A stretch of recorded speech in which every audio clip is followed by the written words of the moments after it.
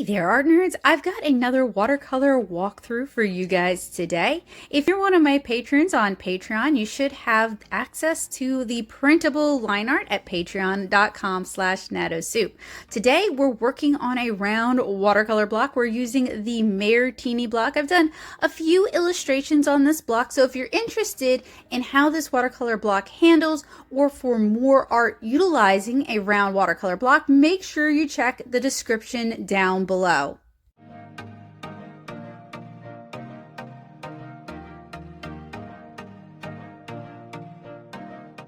I'm going to start with a graphite transfer. So I have printed my line art onto a piece of regular old copier paper. You don't have to print it as light as I did it. I like doing it that lightly though, so I can actually see when I'm penciling. You want to apply graphite to the back, and then you want to cut it out roughly to the same shape as the block that you're using. This can be a great way to transfer my line arts onto the paper of choice if you don't have a water soluble inkjet printer. I'm going to cut little slits all the way around the circle. This is going to allow me to tape it down pretty dang tightly. Went ahead and taped it, and now I'm going to pencil it, pressing down hard. We remove the paper, and that leaves us with our transfer. I'm going to ink it and allow the inks to cure. Then I'm going to erase the inks, scan these inks for you guys so that you guys have a line art, and we can get started with our watercolor illustration. I'm going to start by applying gouache. I want a really atmospheric watercolor illustration, so I put down some masking fluid before I start painting. I'm using a synthetic brush that has some masking fluid soap in it, some Old Master soap, I believe. This is going to help prevent the brush from absorbing all that latex. I added an overall wash that's a mix of neutral tint with a little bit of Payne's gray. I lifted it out in some areas like her face and the little bitty lightning bug lantern and the face of her pet rat, and then I'm adding another wash, again lifting it. Now this is a mixed fiber watercolor paper, and it doesn't really behave as well as a cotton rag paper would, and it doesn't behave as predictably as a cellulose paper would. So if you're painting along at home, make sure you check the description. I will have some links to some recommended round watercolor pads, both cotton rag and cellulose. So once that layer dried, I'm doing kind of a toning wash. So I did Indian yellow around our little lantern, and then I did blue for the sky, and then some undersea green for the foliage and the berries. I'm painting with my Daily Driver watercolor palette, which is a palette that contains a bunch of my favorite professional grade watercolor paints. If you're curious to learn more about my Daily Driver palette, I'll put a link for you guys down in the description below. Just know that you can work with whatever paints you happen to like. I'm not particularly brand specific, and while I do have some favorite paints, and I'm happy to make some recommendations to you guys, whatever you have that you like working with will probably work very well for this. It's really about the types of colors we're selecting rather than the brands themselves. So I'm going to apply a few layers of this. While the paper is still really wet, I'm dabbing in some darker green as well as some naphthalene maroon, because I really want the colors to kind of influence the atmosphere around the illustration. I want kind of that soft bleed out effect. In fact, I'm going to encourage that by spritzing it with some clean water out of a spray bottle. And then I'm going to start adding in some more of the undersea green and our naphthalene maroon, and just encouraging it to kind of move and blend. I'm going to spend a lot of time on this watercolor illustration kind of doing some lifting techniques like you guys see me doing here. I'm lifting out some of the color using clean water and a brush. If you want a more effective lift, you can use a stiffer brush. Like here, I'm using a little bit of a scrubber brush. It's made by Zen. I happen to really like it. It does a good job just to lift some of that color back out, because I want the color to kind of tone and influence our girl and the background around her. I want her to seem like she's actually in the background, but I also want to lift out some of these areas so it doesn't get too dark and we don't lose too much of the color that we're going to be applying later on. I talk a lot about how art requires a lot of thought and a lot of time, And this piece has been time-lapsed actually a couple of times just to kind of get it down into something that I thought would be short enough for people to watch. And that actually makes narrating on top of it really challenging. So I'm doing my best, but if you're looking for more in-depth watercolor tutorials where I walk you through the different stages step by step, make sure you check the description below. I'll have some playlists for you guys. So now I am applying a toning wash and underpainting to her as well as to her rat. And this is going to help me establish the lighting. It's going to help me establish the shading. And it's also going to help tie this piece together because we have this underwash that is a unifying underlying color. And it's going to help pull everything together and make it seem like it's taking place in the same environment. And I'm going to spend several layers kind of working on building up the colors that I'm looking for, the shading that I'm looking for, and the drama that I'm looking for. So one of the problems with this paper that I want to point out to you guys is that it is very prone to lifting and reworking. And sometimes that can be good if you want like atmospheric wet into wet. This will allow you to do that. That said, if you want to do a more mannered, layered watercolor illustration, you are going to have some problems with the colors wanting to reactivate and to relift up. So there are going to be some areas that I'm going to rework more than if I had worked on a cotton rag paper where it kind of, once it dries, it's going to really hold on to those colors a lot better than a mixed fiber paper like this one. Once that toning wash had a chance to dry, I'm going to start blocking in the background, and I'm going to start with the sky. So all this underpainting that we did, it's still going to be somewhat visible. It's still going to kind of influence how the colors look on top of it, but it's not going to be as distracting and as noticeable. And this is a technique that I like to bring in to add a little bit. It feels like magic where you get that like slight color shift underneath the painting and you can't quite tell what it is.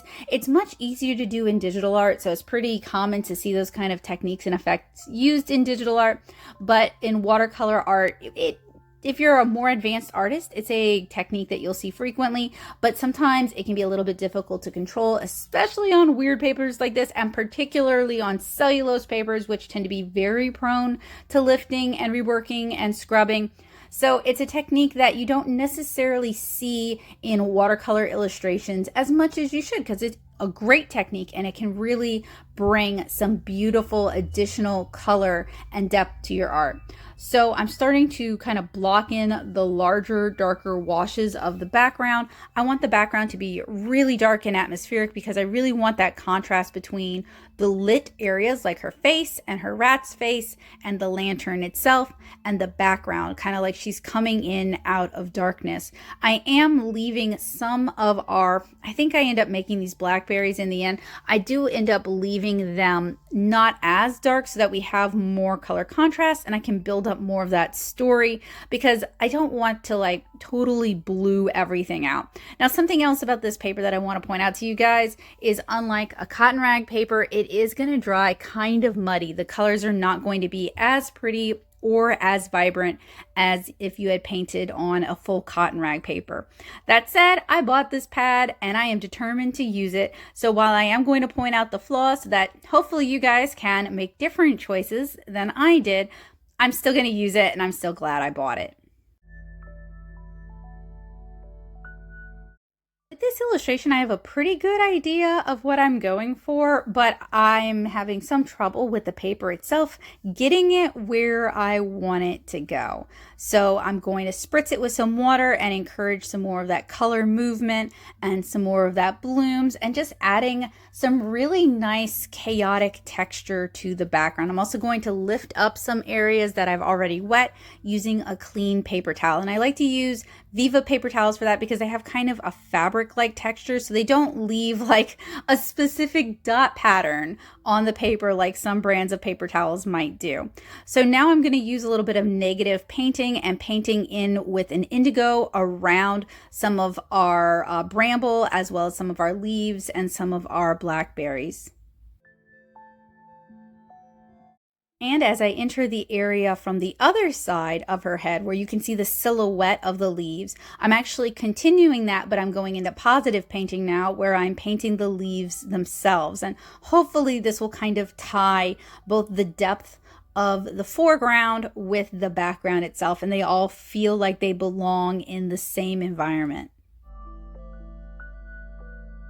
Something to keep in mind with these mixed fiber watercolor papers, and this is pretty common for cheaper watercolor papers that are typically sold to, say, like students, and some companies are not going to be entirely honest about what their paper is made of. So if you see acid free, that's usually a pretty good indication that you're working with a cellulose paper rather than a cotton rag paper. Companies love to brag when they're working, when you've got a cotton rag paper. It'll be right there on the front. So if it's harder to find out, it's either a mixed fiber or it is a cellulose paper.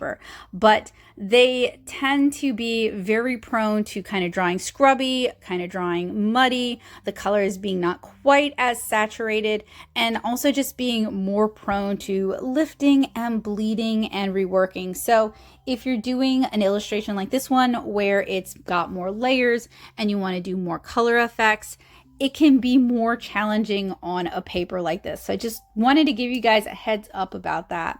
So now I'm going to start painting in the bramble cane, and while that's drying, I'm also adding in some of the pink and red on the rat. I am working from photo reference here, both of my pet rat Basil as well as just Google images to make sure that I can get a good likeness, but basically it's supposed to look like my boy Basil. And while that's drying, I'm going to start using undersea green to start layering in the leaves, and I'm leaving a little bit of rim lighting so that we can start developing some depth. Earlier, I added in some naphthalene maroon onto the blackberries. Now I'm going over that with either dioxine purple or neutral tint. Now that I'm looking at it, I think it's a mix of dioxine purple and neutral tint because I really want those kind of like nice dark purplish tones, but I don't want it as purple as dioxine purple tends to lean. So I'm going to let that mostly dry. So that's another point about these kind of mixed fiber papers is they dry funny. So cotton rag, when you really saturate cotton rag, it's going to take a little bit longer to dry, but the fibers tighten up. With these kind of mixed fiber papers though, they handle kind of like a cellulose and kind of like a cotton rag, and sometimes it can be harder to predict how they're going to handle. So if you're going to work with mixed fiber papers for whatever reason, maybe you happen to already have a bunch of them and you're trying to use up what you have, or maybe that is what is available to you, I would recommend that you practice with them a lot first because each individual paper can be kind of tricky. Each individual brand has its own little peccadillos, and it's better to sacrifice some things that you don't care as much about before you paint something that you spent a lot of time drawing and transferring and inking like this one here. So I wanted a soft sort of wet into wet blend on the rat's fur, so I added kind of like an undertoning layer of a very light mix of brown, and then while that was still wet, I started adding in some darker areas, wet into wet of brown, because what I'm trying to capture is like a little brown wood rat or roof rat, and they have this kind of agouti pattern to their fur where there's browns and there's grays and there's blacks. And then I also want to make sure I capture the Berkshire or the Berkshire style stomach where it's like cream or white on the stomach. So I'm painting a pretty particular rat if you guys haven't figured that out. And I've also started blocking in some of the other areas like her skin. And for her skin, I believe, so normally for lighter skin tones, I would use a mix of yellow ochre with a little bit of scarlet, but I also really like using a really watered down burnt sienna for skin tones. And it kind of just depends on what I'm going for. What I think I did here was burnt sienna with a little bit more red because the background and the toning washes were already so cool. I'm trying to kind of compensate for that by adding just a little bit more red to her skin to make her look more lively and to help her contrast with the background. You guys can see I'm working on the fur texture of our little ratty buddy here. I am adding in some Payne's gray into our brown mixes to try and capture that agouti fur pattern, but also so that he doesn't appear too warm. I want him to seem warmer as he's closer to the light source, same for her, and then cooler as he's kind of hidden by the bramble. So for her clothing, I wanted something that would kind of contrast with the background without popping too much. So I am using a little bit of Sennelier's Chinese orange for her blouse. And I'm also using, I think that's Indian yellow on the shawl tied around her waist. It's actually really hard to tell. It looks green because we've got a little bit of optical blending going on with our yellow on top of all that blue. So that's why I was talking about warming it up. If I wanted like a yellow shawl, an Indian yellow, a gamboge yellow, a warmer yellow is a good pick because it's going to kind of offset all of that cool that we've put in establishing the environment and establishing the background. So you guys also see I'm working with a small multi-well ceramic palette. These are great when you're painting little things that you need to mix like a certain amount of a consistent color, or you need to be able to reactivate it as time goes by. But you don't necessarily want to like lose a lot of it by painting in, say, a butcher's tray. These little multi-well palettes are great. I think they were initially intended for people who like to paint with liquid and dye-based watercolors, and they work really well for that, but they also work really well for this kind of watercolor illustration here. At this point, I have most things at least blocked in, but I'm still thinking about what colors I want to use for her corset, her underskirt, the beret, and her hair. I want to make sure that they pop without like totally throwing off the contrast, so I'm kind of saving those till later. Now, if you're someone who likes to be a planner rather than a pantser, you may want to do a digital mock-up or a marker mock-up or even a crayon mock-up of what colors you want to use in this piece. I like to kind of see where the painting takes me and make adjustments on the fly, which has its pros and has its cons. We can have some beautiful moments of spontaneity. We can also have some terrible moments of like, oh, I hate that color, attempting then to add glazes to adjust it or to try and lift it up entirely. So I added some additional shadow to her shawl. It looked very green to me, and it's still looking green. So I'm wondering if maybe I'd gone green gold with it. It's actually challenging to tell. If you're painting along with me using the line art from Patreon, though, you can use whatever colors you want to use for this.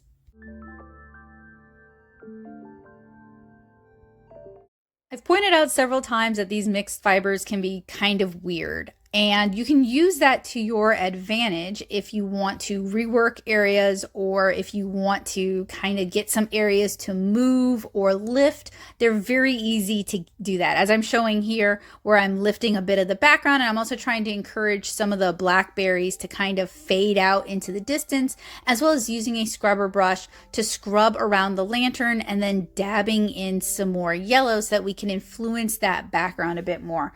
And I think I'm using either a new gamboge or a bismuth yellow. It's looking like bismuth yellow to me. It's a slightly opaque yellow that's going to stand up really nicely to the background and kind of influence those colors a bit more.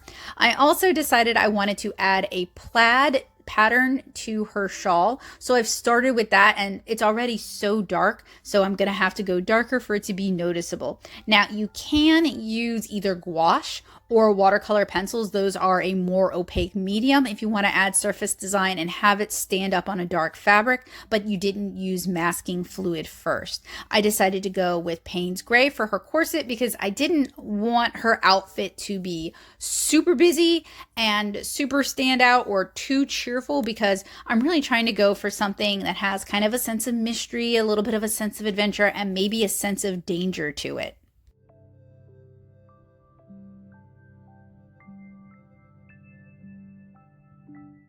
So after thinking about it, I decided that adding a few pops of red wouldn't be too amiss. It would kind of harken back to like the lighter tones of the blackberry, or even maybe kind of imply blackberry juice.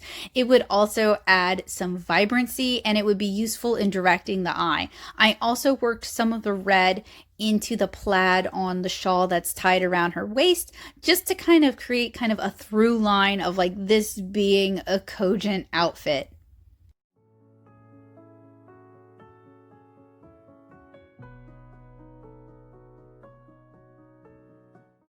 I'm also bringing the red down into the fringes on the shawl itself, just to kind of continue to tie things together and make sure that it's worked in.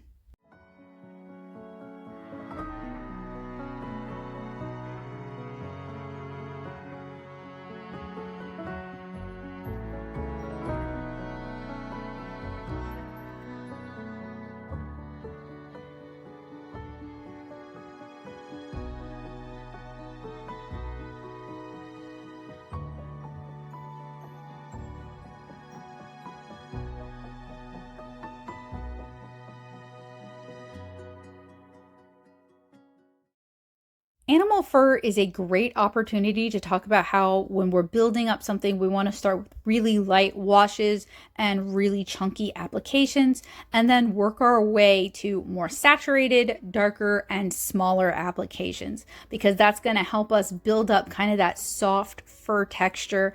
And many animals' coats aren't just one color. I mean, you do have like black cats and you do have like white cats, for example, but like most animals have kind of a mix of colors in their fur. And being able to capture that is going to help make the fur look more realistic. I have really dry hands and I can't seem to pick up masking fluid with my fingers. I've seen other artists do it, but also the idea of like rubbing my art and like maybe smearing the pigments or getting hand oils on it really just bothers me. So I use a masking fluid pickup. You can find those at Dollar Tree. You can also find them online. They're also sometimes sold in like the models section, and they can also be sold as like rubber cement erasers. But they pick up masking fluid like a champ, and I find that it has reduced my paper tearing. So I removed the masking fluid from our fireflies. I added a glaze of brighter yellow to them just to kind of tie them in. And then while that was still wet, I dabbed in a little bit of a darker yellowish orange. And then for her hair, I started with a first layer of like a Payne's gray. I decided I wanted to go with black for her hair. There was a period of time where I was kind of torn between whether I wanted to give her lighter brown hair or red hair or blonde hair. And I decided to go with black because it really kind of fits in with this moody pseudo Scottish atmosphere. Drawing on my Scottish roots there. And I'm also adding in some more of the darker color for the fur. I believe I'm using either like a little bit of Payne's gray in there or even some black just to kind of capture the agouti coat. And for his little eyes, I started with like a light Payne's gray, and I had a couple of eye reflection dots in there, and I was going to leave both of them lighter, but as I went back, I decided that that was a little too Disney for me, and I ended up painting it just a little bit darker so we just have that main reflection noticeable. At this point, everything is pretty much blocked in, and at this point, I just start kind of swimming in circles and kind of fighting with it because it's not quite what I want. The contrast isn't there. We've lost a lot of the nuance to the muddiness that can happen when you're working with a mixed fiber paper like this. So I try a few different things to try and bump up that contrast, whether I'm adding in more saturated mixes or I'm lifting areas back out, or I'm spraying it with water to try to get things to move, because dang it, if I can't fix the contrast, I might lean in to the misty atmosphericness of it. But I am also working on her hair as I go. So I think I started with like phthalo blue as our toning color that kind of tied everything together. And then I did a little bit of Payne's gray, and then I mixed in some black because I wanted her hair to have kind of a really cool sort of black color to it rather than a warmer black. So we pull out the spray bottle to get some color movement and to get some of that local color moving into our person and her pet. I also do some splatter technique with just clean water, and I use that to lift out some areas. So like with this kind of mixed fiber paper, like I mentioned earlier, it's really easy to lift things. It's really easy to reactivate things, and that can be used to your advantage for these kind of like splatter spray techniques, or to add like dewdrops or raindrops. So again, if you can't make the chaos work, then you lean into the chaos, and that's what I was doing with this. And I do think it kind of worked for me. It added some visual interest. It kind of broke up some of the areas. It added some lightness back into it, and it made it less fussy and less mannered. I also splattered on some phthalo blue down towards the bottom, as well as some yellow and a little bit of cerulean blue. Gave it a spritz to kind of encourage those colors to move, making sure to use a paper towel to keep it out of her hand as much as possible so that we don't lose what we've got going for us. As you guys can tell, I happen to really love the spray and splatter techniques. I also went in and added some of our cool yellow, so our bismuth yellow, which is a more opaque yellow, to try and add some rim lighting and some highlighting back into some of the leaves. Not all of the leaves, but I really wanted to go back and adjust and make sure that I had a sense of depth and a sense of lighting that I felt like had gotten kind of lost in this stage. Now, if you don't want to do it in watercolor, you can do it in watercolor pencil, and that can allow for a more nuanced blend. But I was kind of just taking the bucket approach of like, I'm going to fix it and I'm going to adjust it. And this is another reason why I tell you guys, or I try to tell you guys, how long I spend working on a piece. So this one took about 4 days to work on, because some of these techniques are just not feasible if you don't let the paper dry fully. You're just not going to be able to get what you want out of it.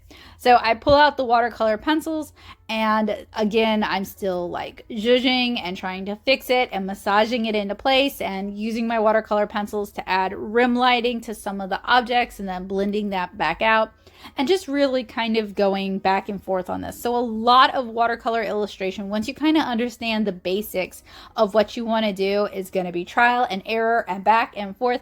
And to me, there's never a particular straightforward way. Like, for example, Ratty's tail got kind of lost. So I'm using a pink, which is a little bit more opaque, to kind of pull that back out and then blending it into the shadows.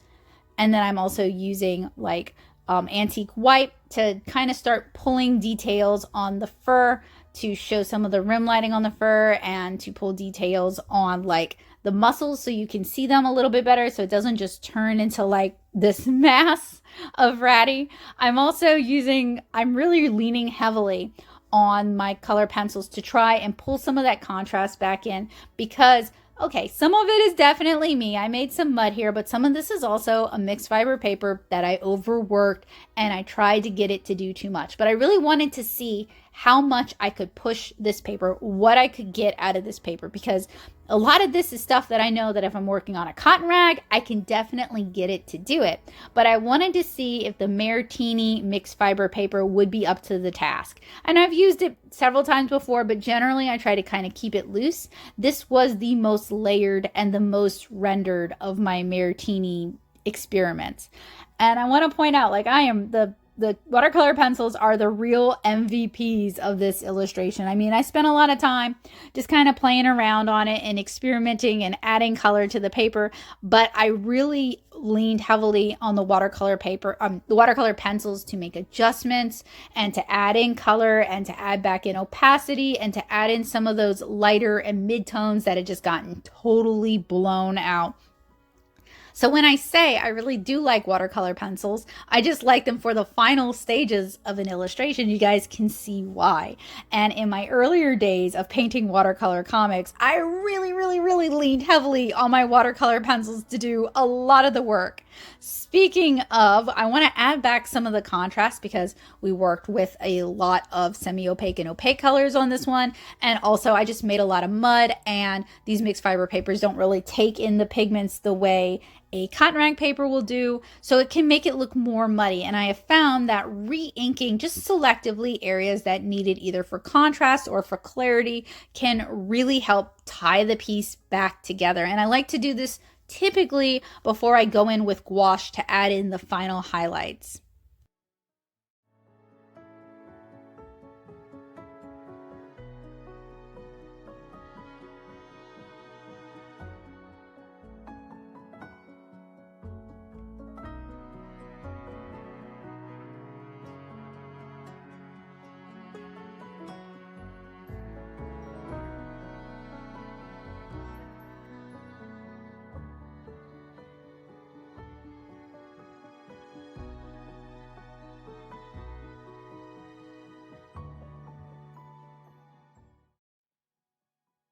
This piece needed more re-inking than some. Some I just kind of clean up the hair a little bit, clean up the face a little bit, and maybe add in some darker, thicker lines in areas that would be shadow, and that is that. Sometimes I don't have to re-ink it at all. It just works as it is. This one needed a little bit more re-inking. But that is a reminder that third time's a charm. If you want to color along with me and you don't have to do it in watercolor, the printable line art was made available to my patrons on Patreon. So if you're one of my patrons, keep an eye out for the line art. So now I want to add those final highlights. So I'm using a little bit of white gouache just here and there just to add in some of those highlights. In some areas it ended up getting a little bit more heavy-handed and I had to rework them just a smidgen. I'm also working with a larger brush than I really should be for the kind of highlights that I was looking to add. Sometimes I'm lazy and I don't feel like getting up and getting a smaller brush. Gee, who can't relate to that?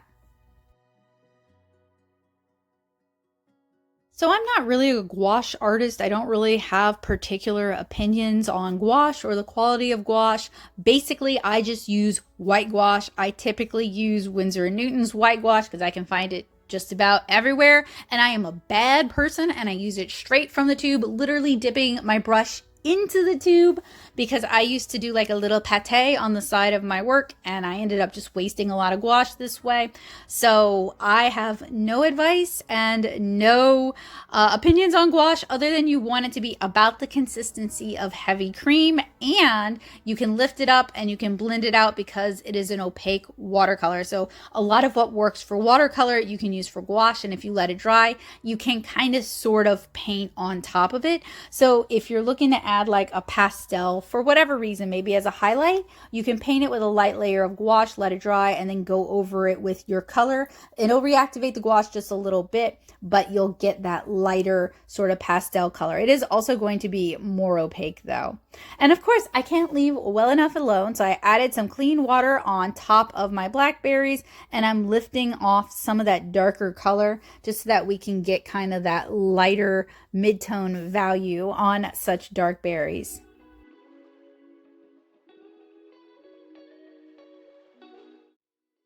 Give that a chance to dry, and then I'm going to go in with a cooler red just so that we can get some warmer tones and add a little bit more vibrancy.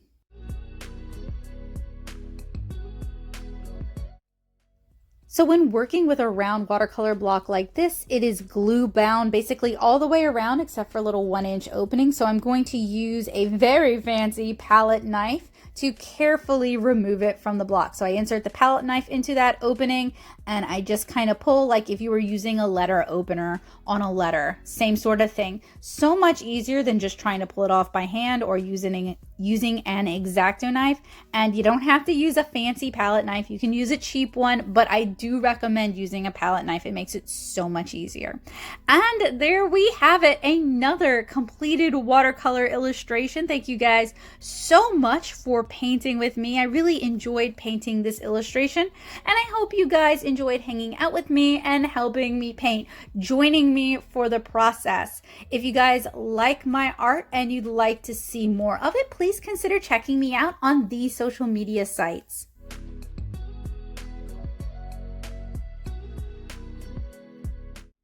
I hope you guys have a wonderful day. Make sure you check the description below. I'll have the materials that I've used linked out for you guys, as well as some other great watercolor tutorials. And I want to thank my amazing patrons on Patreon for making tutorials like this possible. Thank you guys so much.